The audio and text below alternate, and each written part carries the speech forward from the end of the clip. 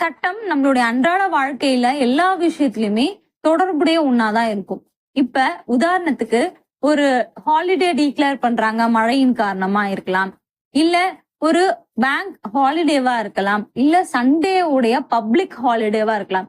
இது மாதிரி எந்த ஒரு ஹாலிடேவை டிக்ளேர் பண்றதுனாலும் வெளியிடுறதுனாலும் அரசு இதழ் மூலயமா ப்ராப்பரா நோட்டிபிகேஷன் விட்டு தான் ரிலீஸ் பண்ணுவாங்க. இத சொல்லக்கூடிய சட்டம் இருக்கா அப்படின்னா இருக்கு.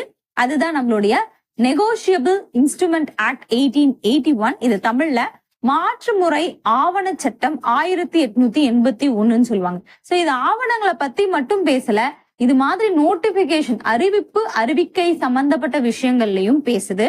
சோ ஒரு சென்ட்ரல் கவர்மெண்ட், அதாவது மத்திய அரசு ஒரு ஹாலிடே டிக்ளேர் பண்ணணும் அப்படின்னா இதுல இருக்கக்கூடிய பிரிவு 25 பயன்படுத்தி ஒரு ப்ராப்பரான நோட்டிபிகேஷனை ரிலீஸ் பண்ணி தான் ஹாலிடேவை